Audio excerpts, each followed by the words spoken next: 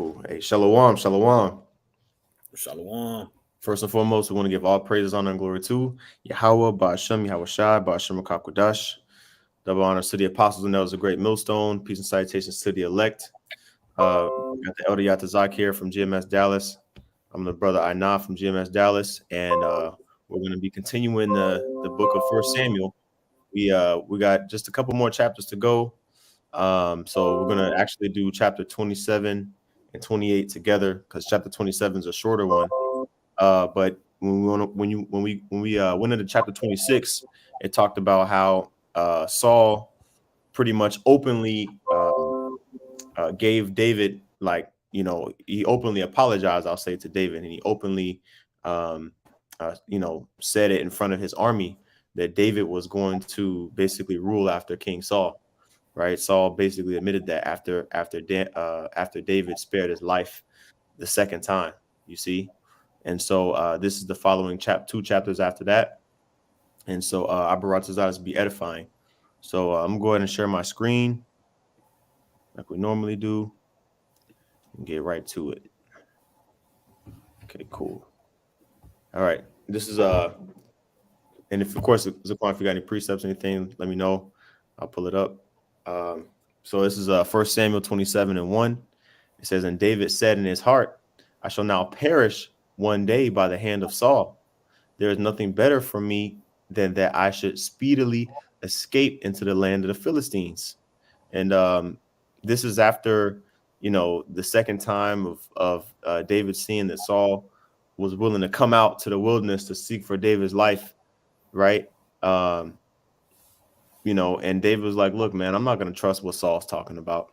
Even though, Saul said, I've done evil in the sight of the Lord and this and that. David was like, look, Saul, he gonna keep looking after me until he gonna keep coming after me until he kills me. That's pretty much was David's mindset at this point. And so he said, you know what, I'm gonna just go into the land of the Philistines because these local Israelites that I'm hiding amongst, they keep they keep giving my coordinates, And so it says in the middle of verse 1, and Saul shall despair of me to seek me any more in any coast of Israel. So shall I escape out of his hand. So he's like, you know what? I'd rather hide myself amongst the enemies than be found amongst Israel, because our own people basically were giving up David's location to Saul. You see, which shows that our people, majority of them, not spiritual. Because if they were, they would know that David was righteous and he was not worthy of being put to death. Okay. In this instance, so it says, continuing on in verse 2, and David arose and he passed over with the 600 men that were with him unto Achish, the son of Maoch, king of Gath. Now, when you look at Gath, let me see if I have a map pulled up still. What we got over here? Let me see what we got. When you look at Gath, no, I don't have it.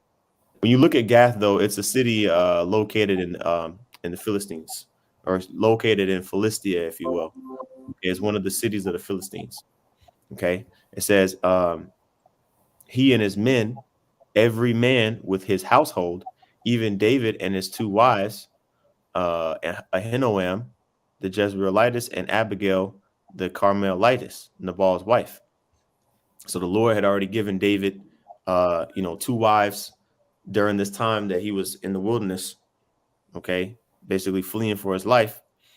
And David had still a small band. Well, 600 ain't a small band, but yeah, he had a band of men with him. Okay, so you had that was the formation, the beginning of the formation of the house of David. So when we say house of David, not all of the individuals that were in the house, or excuse me, not all the individuals that belonged to the house of David were necessarily his sons, right? Some of them may have been individuals that were added on of a different tribe, you see, but they were basically known as one house, you see. And so it says, and it was told Saul that David was fled to Gath, and he sought no more again after him. So the plan worked. You see, again, our people constantly were giving up the coordinates. Um, and Saul was like, well, damn, if he went into the land of the Philistines, I mean, hey, you know what? I'm just gonna chill. You know what I'm saying? So it worked. I'm trying to see if this has a picture of Gath in it. Okay. Well, it's hella small though. Hold on. Let me see if I can actually pull it up on the screen. My sword has a picture of it. I'll tell you what. If you brothers can look it up, but Gath is located in the tribe allotment of Judah. The tribe allotment land area of Judah. It's located by it's kind of almost by itself, but kind of close to Ekron. So these are, again, areas or territories that were controlled by the Philistines at that time. Okay. And what's the name of this king here? Um Achish. Uh Achish was the king of Gath. Okay, so keep in mind this is a Philistine Hamite. Okay. Continuing on in verse 5, it says, and David said unto Achish, if I have now found grace in thine eyes, let them give me a place in some town in the country, that I may dwell there. For why should thy servant dwell in the royal city with thee? So remember, all of these cities in the area, man, I said I wasn't going to pull up the maps, but I kind of want to I kind of want to pull up something to give you brothers. Okay, it's Spirit. Here we go. I want to pull up some of these areas over here. See if I can find Gath. You got Elon, Timnah. Okay, here we go. Gath is here in the bottom left. I'm gonna zoom in as much as I can. But if you brothers can see this area, this little where my mouse is, this little area, Gath was a city in itself. It was a walled city that belonged to again the Philistines, but you also had other little areas of land, plots of land, where basically this is where David dwelt. So David was like, look, I'm not gonna be here with my 600 men and all of our possessions in the city. Give us somewhere in the plains that we can dwell around the city, and that's what happened. And if you go to let me see if I can find it, the account with Jacob and Laban. Um, Pretty much Jacob, his house uh, was increased, through Laban's let me see here, through Laban's possessions. Okay, Genesis chapter 30, chapter 29 probably be a good one. I'm just kind of flowing here. All right. Okay. I'll probably start like around 25. Let's see here. Actually, I'm gonna start up. Let's see here. Yeah, I might just start at the top. Okay, this is Genesis chapter 23, and I'm gonna start. Damn, that's a good ass. This is like kind of hard to pick where to start at. Let me see here. Okay, you know what? I'll start here. Genesis chapter 29 and verse 13. It says, and it came to pass when Laban heard the tidings of Jacob's sister's son, that he ran to meet him and embraced him and kissed him and brought him to his house. And he told Laban all these things. And Laban said to him, surely thou art my bone and my flesh. And he abode with him the space of a month. Okay, so again, Jacob pretty much met Laban and he started working with him, right? In verse 15, it says, and Laban said unto Jacob, because thou art my brother, shouldest thou therefore serve me for naught? What shall thy wages be? Okay, and this is the account where he said, where Jacob said, look, I want to I want to get with your daughter Rachel. But I wanted to actually go down where it talked about the increase of Jacob's house, because that's what it's going to go into in First Samuel. I'm kind of going, I didn't have it prepared, but I'm kind of going, off of memory. It's all good. Yeah, no, yeah. I'm just trying to get, like, there's a part where it talks where they had an agreement. Basically, Laban said, okay, look, any of the sheep that you raise up that are spotted or basically any color other than white, then you can have them at the end of the 7 years. You Right. see, and pretty much this is essentially what happened with with David, man. Like to the point where David found favor in the king of Gath's sight. So you brothers, if you want to read up on this account, it's pretty much Genesis chapter 29, and probably even chapter 28 as well. I might have started a little bit too. Yeah, chapters 20, 29 pretty much is a majority of that. And then I believe chapter 30 goes into the sons of Jacob. Okay. Yeah. And then 31 continues on with the story of Jacob pretty much sneaking away from Laban, because Laban wanted Jacob to keep working for him, when you go into it. And so that's pretty much the same spirit that David had on him, man. Without really going and reading the whole chapter of Genesis. But I'll continue on back in First Samuel. It says, let's see here, verse 6. It says, then Achish gave him Ziklag that day, wherefore Ziklag pertaineth unto the kings of Judah unto this day. Okay, so again, this is still in the territory when the kingdom was established in its fullness, under King Solomon. These are the territories that pretty much Judah, the land of Judah, the tribe of Judah inherited.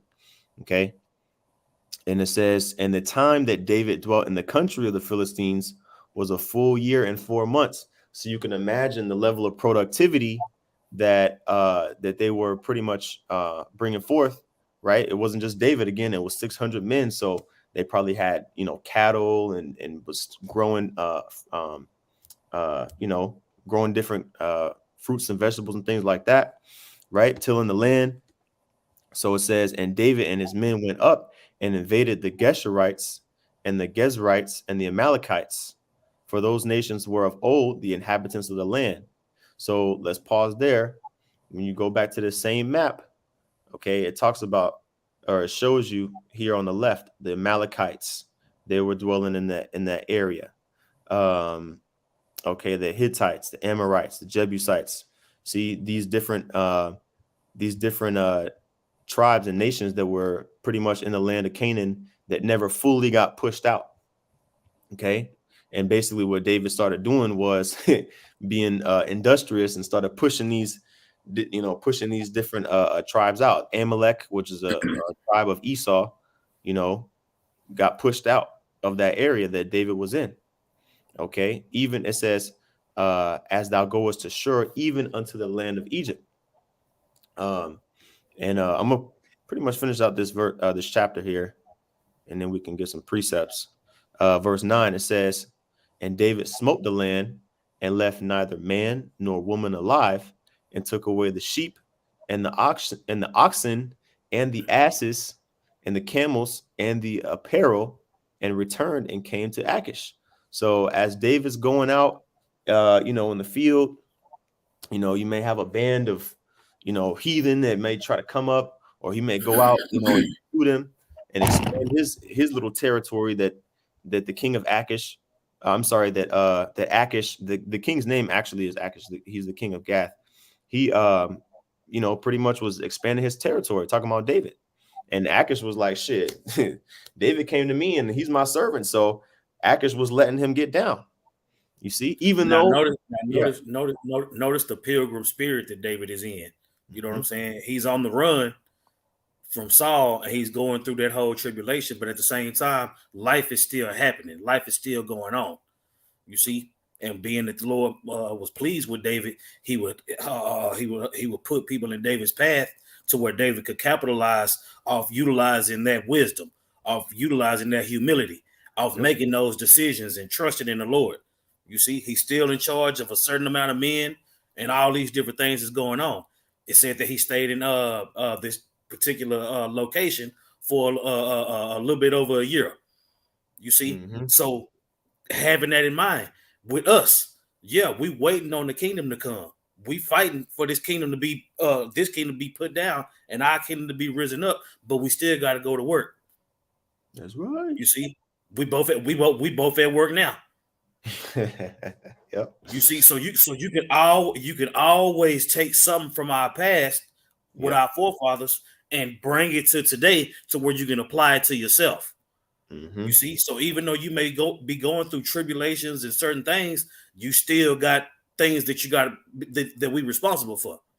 We still got to go out on the highways and the byways. We still got to make sure we put our lessons up. We still got to make sure we watching each other. You know what I'm saying? Rebuking and reproving each other and all those different things.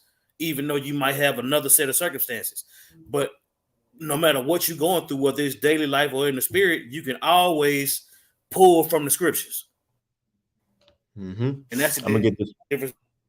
That's the difference between David and that house. So That's right. I'm gonna get this precept, Laquan. Ecclesiastes 9. Oh, come make sure I share my screen real quick. Back you up. This is Ecclesiastes chapter 9 and verse 10. Okay, it says, "Whatsoever thy hand findeth to do, do it with thy might. For there is no work, nor device, nor knowledge, nor wisdom in the grave whither thou goest."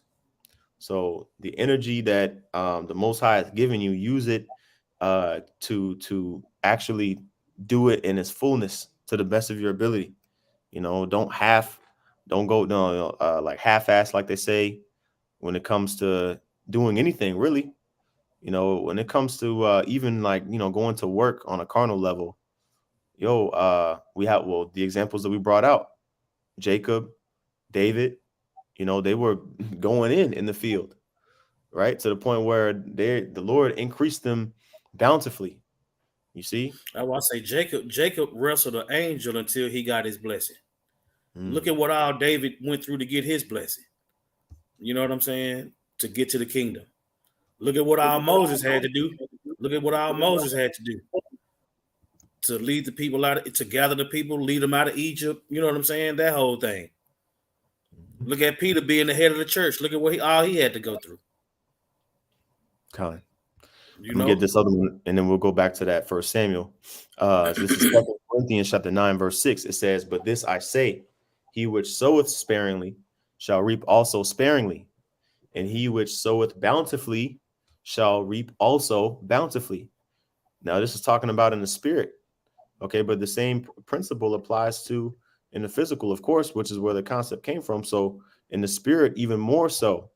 Okay, as long as we continuing to sow. When you're sowing, you're talking about planting a seed, right? If you're planting a seed sparingly, meaning very few seeds, if you only plant 3 seeds, you'll be lucky if one grows. But if you plant 30,000 seeds, you're gonna get at least several hundred of them bad boys grow up into whatever tree that you planted. So how much more in the spirit, man? You see, and that's the attitude that our forefathers had, and that's what we could learn from reading this account here. Okay, even in times of trial and tribulation. Okay. Oh, also reminds me kind of like Joseph, really. Like how his son, how his brothers sold him into slavery, and the Lord used Joseph to increase the house of Pharaoh right? exponentially, man. Yep. You see? Daniel and Nebuchadnezzar. Yeah. So this is a natural thing, like, that we should be getting into. We're superior. This is another example of how we're superior to these other nations.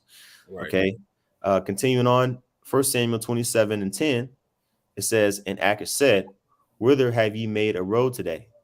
And David said, Against the south of Judah, and against the south of the Jeremielites, and against the south of the Kenites." So basically, he's saying that, look, uh, Achish was asking David, like, "Yo, hey David, where did you go out today? What'd you do today?" Right? And David said, I pushed out the other nations, right? I pushed out the the locals from these particular areas from our basically he was telling Achish that, like, I'm expanding my borders, you know. And it says, so how do you imagine how Achish felt? Like, damn, I got this guy on my side, yo, I'm gonna keep him around, right? in verse 11, and David saved neither man nor woman alive to bring tidings to Gath, saying, lest they should tell on us, saying, so did David, and so will be his manner all the while he dwelleth in the country of the Philistines. This is a little bit better read in the NLT. So I'm gonna read these last two verses so it makes a little bit more sense. I'll start at verse 10 again. Where did you make your road today? Achish would ask, and David will reply, against the south of Judah, the Jeremielites and the Kenites. Verse 11, no one was left alive to come to Gath and tell where he had really been. This happened again and again while he was living amongst the Philistines. So again, David was constantly getting snitched on. So he was like, yo, okay, if I'm going to be around some people, I'd rather be around some heathen that I could put to death versus my own people, right? Because again, we read in the beginning of the verse, even like, I guess, I mean, even when David went to the land of the Philistines, he was still getting spied on, and reports sent back of him to King Saul. So David was like, shit, you know what? I'm gonna just dust these heathen off. I'm gonna expand my borders, and now I ain't gonna leave nobody alive. That way, ain't nobody gonna be able to tell anybody where I've been. You see, because he kept getting pursued. And it says in verse 12, Achish believed David and thought to himself, by now the people of Israel must hate him bitterly. Now he will stay here and serve me forever. So you see that? These other nations, they love trying to put themselves in a position where they can capitalize off of our industrious nature. Same thing with Exodus, the beginning of Exodus, that, they didn't want to let Israel go, because why? Talking about the Egyptians didn't want to let Israel go because we were keeping their economy afloat. We was making them rich. You see, working for them. So, that's how these other nations feel about us now.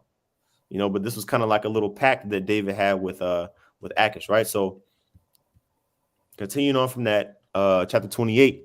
And Zaquan, did you have any precepts before I continue on this chapter? Oh no, you can keep going. You can keep going. Cool. All right. Continuing on, 1 Samuel 28:1. It says, let me go back to KJV.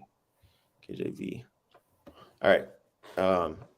It says in verse 1, and it came to pass in those days that the Philistines gathered their armies together for warfare to fight with Israel. Because you got to remember, even though David and his tiny, band of 600 men was, over there in that area of Gath with Achish, that one king, there were multiple kings and multiple cities, right? When you read the Philistines, it wasn't just one city.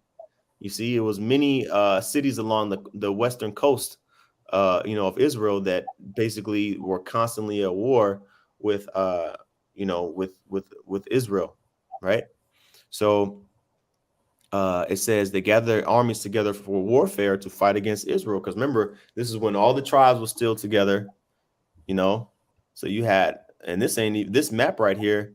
This is just showing Judah. This isn't even showing Israel up north. And this website has so many maps. I don't want to take too much time looking for the perfect map, but you brothers get the picture. Like, if you can see here, what we got here, Philistines, right? The land of the Philistines. Okay. And then you had the city that David was in, right? Gath, or the city that he was living around. But you have all these other cities: Jabneel, Ashdod, Gilgal, Gath Ramon, Ashkelon, right? These are all cities that were inhabited by the Philistines. So it was very, very close proximity that we were around these other nations. So that's why it was constant wars going on. Okay. So it says in continuing in verse 1 in the middle, it says, and Achish said unto David, know thou assuredly that thou shalt go out with me to battle, thou and thy men. So when the word was going out, yeah, we about to go ahead and, and go to war. Achish was like, yo, David, I know you're an Israelite and your men are Israelites, but just know you're gonna be in my army fighting against the Israelites, right? and people David was like, hey, and David said to Achish, surely thou shalt know what thy servant can do, meaning like, hey, you about to find out what I'm capable of, so David basically was saying like, hey, I'm down, and it says, and Achish said to David, therefore will I make thee keeper of mine head forever. So Achish was like, look, well, shit, since you down to go to war with me, even against your own people, I'm gonna make you like basically like second in command, right? Over all his possessions. Okay. So let me see. What's this precept here? Oh, okay. This is a precept to something else. Verse 3, it says, now Samuel was dead, and all Israel had lamented him and buried him in Ramah, even in his own city. And Saul had put away those that had familiar spirits and the wizards out of the land. Okay, so even though Saul killed all the prophets of the Lord, he still, before he started bugging out, he was still like, basically doing what he was supposed to do up until, he disobeyed the Most High. And basically Samuel told him, hey, look, the Lord, he gonna take the crown from you. Up until that point, Saul was actually doing what he was supposed to do. If you brothers been watching the series, it went over his early days, his glory days. So they were still pretty much banished out of the land, talking about the wizards and warlocks and stuff. In verse 4, it says, and the Philistines gathered themselves together and came and pitched in Shunem, and Saul gathered all Israel together, and they pitched in Gilboa. You can go on the map and find where this at. Just understand it's somewhere on the borders of the Philistines and Judah. Okay. Verse 5, it says, and when Saul saw the host of the Philistines, he was afraid, and his heart greatly trembled. And this ain't the first time Saul buckled under pressure. You see, Saul was at this point, the spirit had completely left him. The spirit of the Most High was gone from him. And so when he tried to inquire, well, I'm going to read the next verse. Verse 6, and when Saul inquired of the Most High, of Yahweh, Bashem Shai, the Lord Yahweh answered him not, neither by dreams, nor by Urim, nor by prophets. You see? So, I mean, again, we got to take into account, Saul had the entire city of priests get slain, right? He killed all the priests already. So, of course, the Lord wasn't going to answer him, right? And so he was bugging out. He was like, damn, what I'm going to do? Because, again, there was a large host. All of these nations, not nations, I'm sorry, all of these men in this city, in these cities and these surrounding cities, because it wasn't just like 2-3 cities, man. You had like different people, like, that was living in the field too, just like how David was. Get what's that, Sirach 2, where it talk about woe unto you who lost patience. Right. Okay. Because that's what Saul did. You know what I'm saying? While he was constantly losing patience, it seemed like every time he lost patience, David would show patience. You know what I'm saying? To show that compare and contrast on believing in the Lord and obedience being better than sacrifice. You seeing the difference between the two men that later on became the difference in two houses. Just like you can say two manner of people with Jacob and Esau, you got two manner of Israelites with David and Saul. That's right. Okay. You might. Yep. Okay. I'm gonna start up 2 verses. This is Sirach chapter 2, and verse 12. It says, "Woe be to fearful hearts and faint hands, and the sinner that goeth 2 ways." That's pretty much Saul's definition right there. He started believing. He started, on a good start, and then went astray. Okay. Woe unto him that is faint-hearted, for he believeth not. Therefore, he shall not be defended. You see that? Just like you going into with Saul trying to he had already blew it with Samuel. Samuel dead now. Like you said, at one point in time he was doing what he was supposed to do by getting rid of all the witches. But now he's so desperate, right? No faith. He's scary. So now he's looking for witches. He don't know what to do. So Hmm. when you don't have the spirit of the Lord on you, you don't know what to do. You see, that's Man. why you see in all these other groups do all these different things. You know, ever since what a few years ago, the spirit was on the apostle Elder Tahar to go into um man, well, I can't even remember the name of the year, but basically, yeah, it was the year Yahweh Hashem Yahweh Shai turning up, you Oh, know, right. and Yep. and ever since that year, all these other groups have done everything in their power to distance themselves from the umbrella of Yahweh Hashem Yahweh Shai. Right. You That's right. see, so Hmm. when Saul distanced himself from the umbrella of Yahweh Hashem Yahweh Shai, you see in his response. You see, go Con. ahead. Yep. Here's the point in verse 14, Sirach chapter 2 and 14. Woe unto you that have lost patience. And what will ye do when the Lord Yahweh Bashem Yahushai shall visit you? So imagine, like, well, and we're about to read like the judgment that Saul got, okay, because he lost patience multiple times. You see, he lost patience when Mhm. he couldn't wait long enough for Samuel to come back, and basically he rushed a sacrifice. He forced sacrificed to the Most High, right, when he shouldn't have, and he spared the other the Amalekites. He spared the king Agag, the king, and took the fatlings and all the various different cattle when the Lord told him, kill them all, don't leave no animals left, no people left. You see, so he was faint hearted, and the Lord took that defense away from him.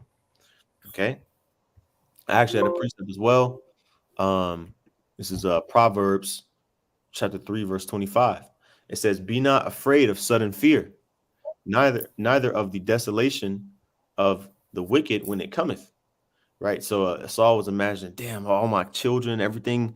If I lose this battle, these Philistines, man, they gonna take everything, man. They trying to get revenge from Goliath.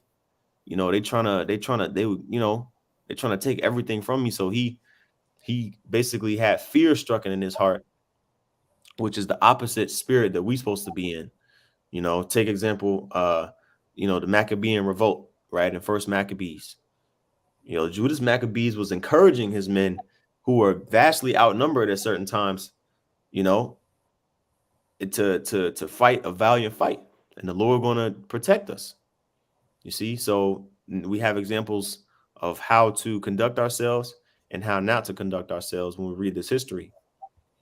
Um, Going back to 1 Samuel 28 and verse 7, it says, then said Saul unto his servants, seek me a woman that hath a familiar spirit. Now this term familiar spirit, I'm actually jumping to the Hebrew real quick. It's talking about a witch. Okay, talking about a diviner. Familiar spirit. Okay, it's that word. This is that word familiar spirit. Strong's H 178. Awab. It says familiar necromancer. Yeah. Damn, a necromancer. Isn't that somebody that talks to dead people? Mm-hmm. You know, if I look it up, uh, yeah, a person who practice necromancy, a wizard or a magician, a sorceress, right? All of that stuff. Which you have those today, the palm readers. Those people are not going to exist in the kingdom. A psychic, somebody that talks to dead people, and people praise them. Oh my God, I can talk to my dead mother. Oh my God. Yeah, that Ouija board life. Yeah, you know, people. You got videos on YouTube. People saying, like basically you got the familiar spirit reader or necromancer in the room, and then they're like basically speaking as a medium to the dead person or whatever, supposedly, right? Which is off, right? One who invokes the dead, you know. So that practice is strictly prohibited in our culture, man. Okay, let me see. Yeah, it's in the law. I'll get it real quick. Leviticus 19 and 31. Regard not them that have familiar spirits, because a lot of those times are just demons. You know, it could be a demon, it could be whatever. It's basically that person is speaking to. It says neither seek, and if you don't think that you can have a conversation with a demon, uh, you got to read the New Testament. You got to read the times when Legion, Yahushua had that conversation with the maniac Legion. Um, Also, what does it say? Uh, Yahushua I know and Paul I know, but who are ye? Those demons, they'll speak. You know, if you invoke them, they'll speak, and people use that basically to make money, right? So it says, neither seek after wizards to be defiled by them. I am Yahweh Bashem Yahushua, your power. So that's one thing to keep in mind. Saul basically was tripping hardcore. He Mm-hmm. said to his servants, "Go find me one of these. Go find me one of these people." Right, the same people that he basically kicked out of the land. It says, seek me a woman that hath a familiar spirit, that I may go to her and inquire of her." You see, because the Lord wasn't answering him. Excuse me. So he said, "You know what? Go search out a familiar spirit for me." And to fast forward, to show you how bad our people was tripping, man, I'm gonna go to Second Kings chapter 1 real quick. Okay, this is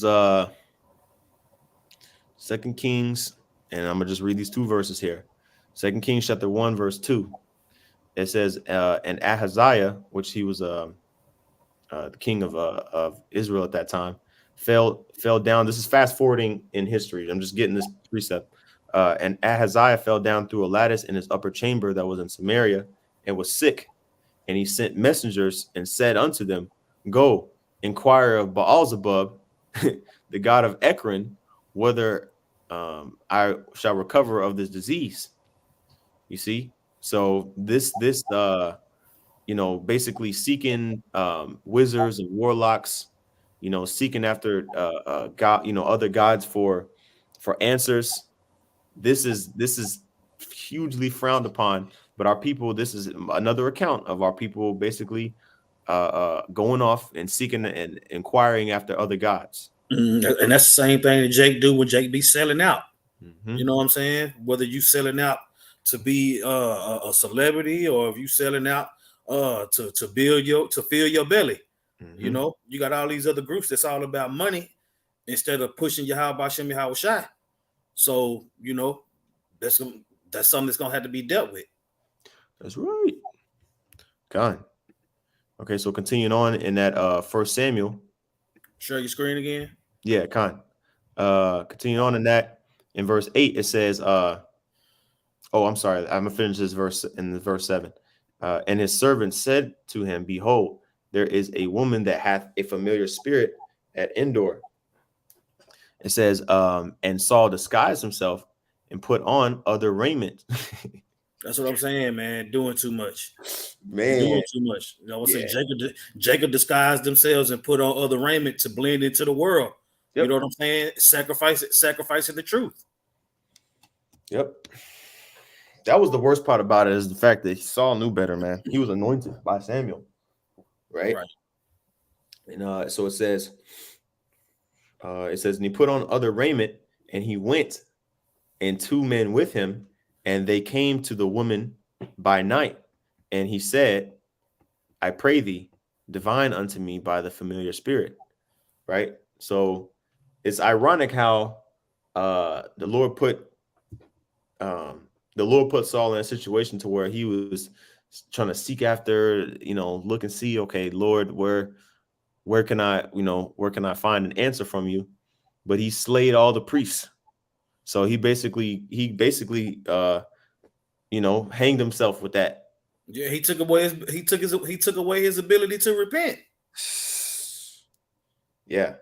You know what I'm saying? Like you said, he was tripping. Like he was tripping hard, man. But Yep. like, but now you see the importance of Psalms 51. When Mhm. King David was like, you know what I'm saying? Don't. Please don't take your Holy Spirit from me. You see what it looked like without it. Man. Oh, and David had the ephod too. Right. David had the ephod because was the one son he escaped and he brought the ephod with him. Yep. And there was only one. There was only one. That was what the high priest. He had the ephod, so he was out of there. It says, let me see. Talking about Saul. Saul, he didn't have no way to repent. Okay, so continuing on in verse 8, it says, I pray thee divine unto me by the familiar spirit, and bring me him up, whom I shall name unto thee. Right? So it I want says to say so. in You the would he wouldn't listen to Saul when Saul was alive, but yeah. now you're gonna have a witch to bring him up Yes, talking from the about Samuel, spirit. right? Yeah, yeah, yeah. Yep.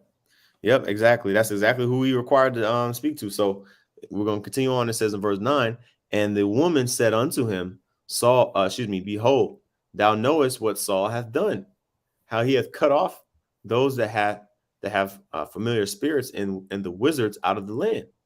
So the woman was like, yo, hey, dude, I don't know who you are, but um, you know, like Saul, he banned all the wizards and stuff. So I don't know what you're talking about. Basically, she was protecting her Right. own behind.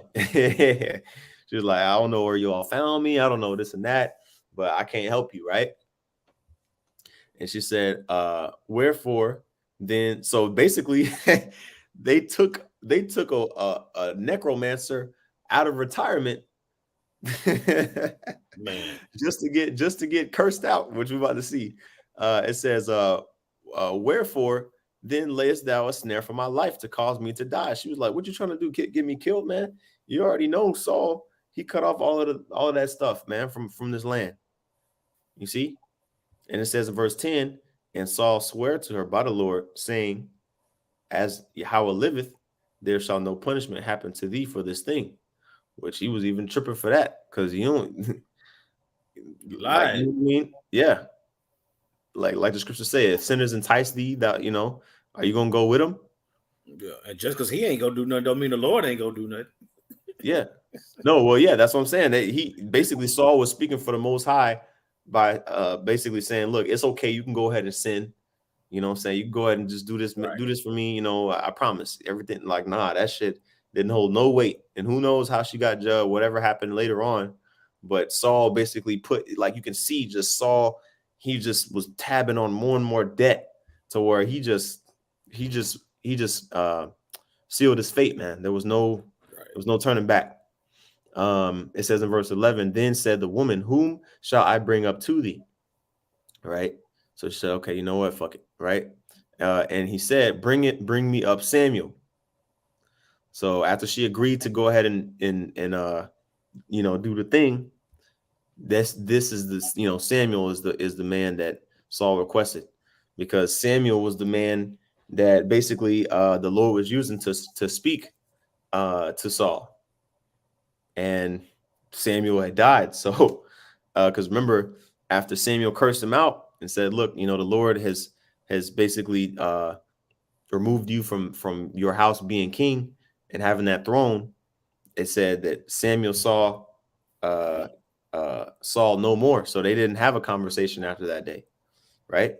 It says in verse 12, and when the woman saw Samuel, she cried with a loud voice, right? She was like, oh shit. She's seen Samuel. She brought him up, Samuel, and she brought him up. The Lord allowed this to happen. Talking about the Heavenly Father allowed for this whole thing to happen, right?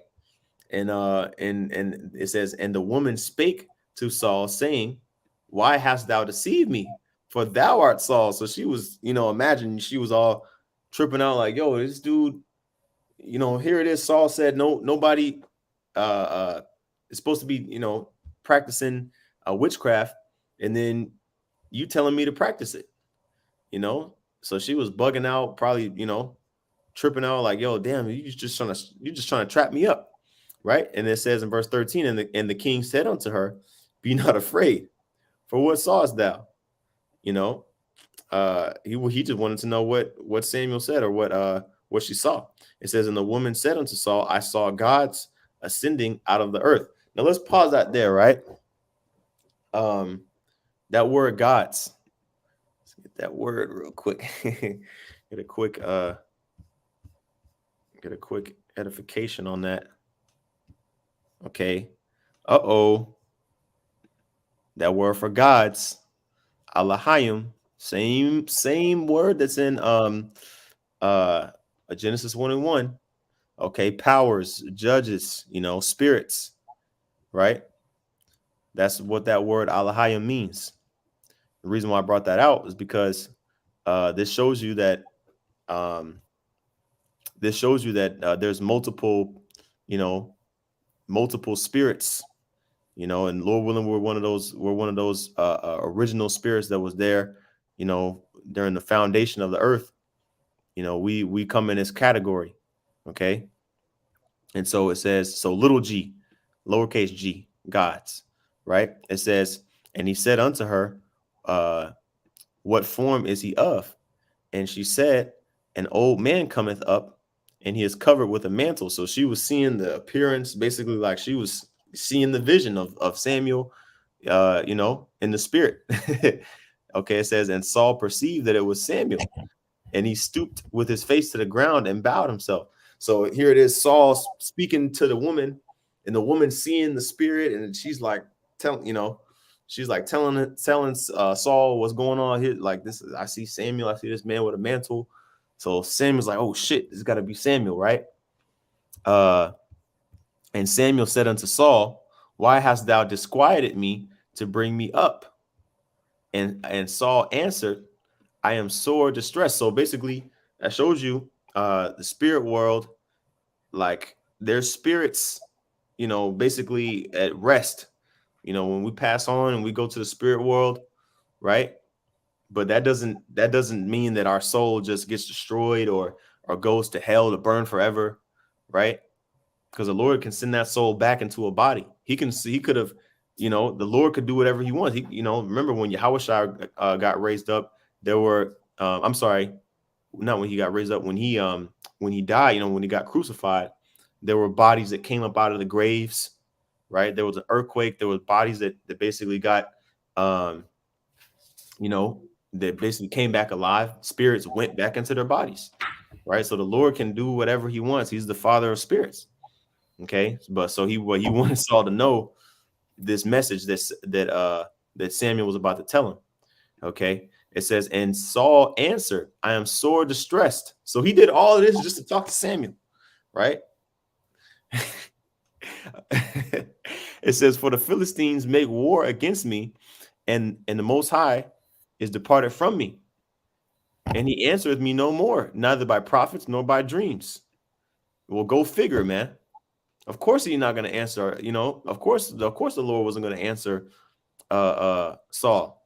So now Saul, that's why in Ecclesiasticus it's talking about woe unto those who are fearful. Mm-hmm. You see, so the fear that you showed when you didn't trust in the Lord, now you seeing the fear of the Lord. You know what I'm saying? Go ahead. That's right. Therefore, I have called thee, that thou mayest make known unto me what I shall do. It says, then said Samuel, wherefore then doest thou ask of me, seeing that the Lord Yahweh is departed from thee, and has become thine enemy? See, man, people think that this stuff is sweet. Like, you can't just do what you want. This is a perfect example. You can't just do what you want in life and then just try to just turn and seek the Lord after you do some crazy, like what Saul did. He was tripping hard. But the Lord, the Heavenly Father, put that spirit. It said an evil spirit from the Most High came upon Saul. So the Lord sent that spirit basically to jack Saul up after it was proven that Saul was he wasn't worthy, right, to be ruler and king over Israel. It says, wherefore doest thou ask of me, seeing that the Lord Yahweh Bashem Yahushua is departed from thee and is become thine enemy, and the Lord Yahweh hath done to him as he spake by me. For the Lord Yahweh hath rent the kingdom out of thine hand, and given it to thy neighbor, even to David. You see? And the thing is, Samuel told Saul this before before Saul even met David. You see? And he just repeated what he told Saul last time that he saw him, which is, look, the Lord's done, like, he ain't dealing with you, man. And that's a fearful thing. Oh, we get that scripture. Hebrews, what was that, chapter 10? Fearful thing. 31. Okay, I'm just go straight to it. Yeah. Hebrews 10, 31, man. Because this is what we do not want to fall. This is a category we don't want to fall into. So you see how you see. I said, look at the fear on Saul. Look at the fear on Saul, and then read that. He was shook. It says, verse Hebrews 10 and 30. For we know him that hath said, vengeance belongeth unto me. I will recompense, said the Lord Yahweh. And again, the Lord Yahweh Bashmiel Shai shall judge his people. So, David could have off Saul by now. Saul really was a dead man walking at this point. The Lord could have had whatever happened to Saul in between, when he went off and up until this point that we're reading. But the Lord, he's long suffering, he's patient, right? And now we're reading about Saul's demise, thousands of years later. Okay, it says it is a fearful thing to fall into the hands of the living power. So we got to, continue to keep that in the forefront of our mind. That's the fear of the Lord, like it says, is the beginning of wisdom and knowledge, because we don't want to fall into his hands and get judged and jacked up any way that he sees fit.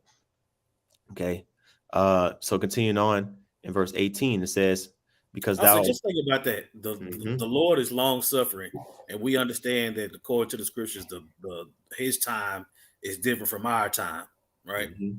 Now, keep in mind, from the creation up until now, it's about 13,000 some odd years, give or take. So for the Lord to be long suffering, and from the creation up to now, that's almost 2 weeks. Man, yep. Yep. That ain't nothing. That's almost so in 2 weeks. Within 2 weeks' time, it's gonna be a flood and a thermonuclear war. Yep. Within 2 weeks. Man. Yep. That's a vacation. Yeah, but the Lord is long suffering. So yeah, that spirit just hit me right there. Yeah, in about 2 weeks. I was in 2 weeks of creation, about 5,000 to 6,000 times, 5,000, 6,000 years with people, documented people. Within that amount of time, 2 destructions. Man, the Lord ain't playing, man. I'm telling you, bro. For Yahweh should be how shy, man. God, in 2 weeks, we done fucked up enough twice to get destroyed twice. Man. Hey, Abaratazah, we get saved out of that second go around, man. Oh, but the reason why I say that is because you see the difference in the house of Saul versus the house of David. Right. And the house of Saul and the house of David are still on the planet right now. Mm-hmm. So when we read these accounts and we read this history, you have to be able to pull something from it to where you can add it to your walk. You know what I'm saying? You got it. Quick precept, Nahum 1 and 3. The Lord, Yahweh Shem Shai, is slow to anger and great in power, and will not at all acquit the wicked. The Lord Yahweh hath his way in the whirlwind and in the storm, and the clouds are the dust of his feet. So the first part of the verse, it mentions how the Lord's patient from our perspective, right? But he's very powerful, and he's not going to forget the things that the wicked have committed, those deeds. That's what it means to acquit, basically, like what does it say? To be acquitted from or freed from a criminal charged by a verdict, to absolve, to exonerate, to discharge. Free like OJ all day. Yeah. Like he's not going to exonerate a wicked individual that doesn't, give two too. He don't care about the Most High. He don't care about Yahweh Shai. He don't care about his own people, his own self. You know, the Lord ain't dealing with an individual like that, right? But they made that individual may be able to, you know, move around and wiggle around on the earth for an extended period of time from our perspective. But when the Lord gets them, he gonna get them, man. You see? Right. It's just So like Cain. It's just like Cain. He said, I'm gonna get Cain. If anybody avenged themselves on Cain, you're gonna have to pay me sevenfold, right? And that's what I'm saying. How did Cain and his descendants get wiped out? By the flood. Right? Same thing with Esau. Same thing with Esau. How is Esau gonna be wiped out? By that fire. Yeah. So when the Lord say, don't worry about Cain, I got him. Don't worry about Esau, I got him. That's what I'm saying. Cain and his whole line got judged. Came back through Esau to finish out his lot. You know, and that's what I'm saying. I'll say Cain went out by water, Esau gonna go out by fire, and then we can get forever cracking. You know, man, that's right. Okay, continuing on in this 1 Samuel 28. Let me see here. Verse 18, it says, because thou obeyest not the voice of the Lord, Yahweh, nor executed his fierce anger, his fierce wrath upon Amalek. Therefore hath the Lord Yahweh done this thing unto thee this day. You see? So you're not going to be able to cheat the Most High out of his reward. If he want to use you as an individual or as a group, a band of army of men to destroy an individual or you know, a group of individuals, that's what he's going to do. So you at that point become a tool of the Most High. Okay. And if you rebel against that command and that order, then that's going to be your ass. You see, which we're seeing play out to Saul. Okay. It says, verse 19, moreover, the Lord Yahweh will also deliver Israel with thee into the hand of the Philistines. And tomorrow shalt thou and thy sons be with me. And the Lord Yahweh shall also deliver the host of Israel into the hand of the Philistines. That's what I'm saying. So as scared as he was doing all those things because of fear, right? Oh. So when he did finally get his answer, he did all that, put in all that energy to see what his fate was. And Samuel pretty much told him, well, nigga, you gonna die. Right. You and your son gonna die. And that's what he was worried about the most. He was so scared of dying at the hand of the Philistines that the Lord went ahead and took him out. Now, he didn't die at the hand of the Philistines, but the fear of the Philistines is what got him, because he killed himself. And I'll say, so that fear that it's talking about, I would say, woe unto them that fear, that lose patience. This is the type of fear that could come upon you. That's why we're reading about Saul. Because that kind of carnal fear can lead to that type of spiritual fear. Which one you think was worse on it? You know, you got it. Yep. I'm looking for that scripture that says, he that seeketh to save his life shall lose it. You know, he that loseth his life for my name's sake shall find it. You know, I quoted it, but brother can put it on the comment board. Continue on here in 1 Samuel 28 and verse 20. It says, then Saul fell straightway all along the earth and was sore afraid because of the words of Samuel. And there was no strength in him, for he had eaten no bread all the day, nor all the night. You know, Saul, man, he was making a lot of rookie mistakes. You know, he called for any man that eats anything that day, you know, basically to be cursed. When they were pushing back the Philistines that one day, you know, the Lord remembers all this stuff, man. So you got Saul sprawled out all over the ground, bugging out because, you know, of the obvious, the Lord wasn't dealing with him. And now he got told, look, hey, tomorrow you and your sons and everything that you care about is going to get eradicated the next day.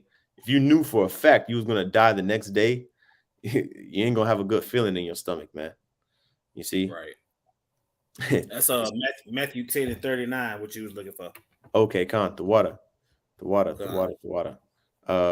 Yeah, I mean, I quoted it, so we'll just leave it at that. I'll post it on the comment board. Yeah, the water. I'm gonna continue on this. First Samuel 28 and in verse 21. And the woman came unto Saul and saw that he was sore troubled, and said unto him, Behold, thine handmaid hath obeyed thy voice. So the familiar spirit lady, she had compassion on Saul. She was like, man, damn, man, I'm sorry to hear that you're gonna die tomorrow, man. I did what you told me. Have something to eat. Get this last meal in you, baby. Right? The middle of verse 21. And I have put my life in my hand, and have hearkened unto thy words which thou spakest unto me. Now therefore I pray thee, hearken thou also unto the voice of thine handmaid, and let me seat a morsel of bread before thee, and eat, that thou mayest have strength when thou goest on thy way. So the lady was like, look, hey man, I can't have you, sobbing and crying and lamenting. I put my life in my hand by listening to, your word. Now please just just listen to what I'm saying. Just take this meal, which shows you, even though the woman was wicked, she still kind of had, a little bit of compassion and, on Saul, and basically that subservient spirit was still in the earth, even though she was wicked. Okay, for doing the familiar spirit thing. Okay, but it says, verse 23, but he refused and said, I will not eat. But his servants, together with the woman, compelled him. So the two men that he was with, they were like, no, king, you got to eat. You got to eat. They still viewed him as the king, even after all of that. So Saul had loyal, he had the people on the side. Okay. But the Lord wasn't on the side. So none of that mattered. It says, and he hearkened unto their voice. So he arose from the earth and sat upon the bed.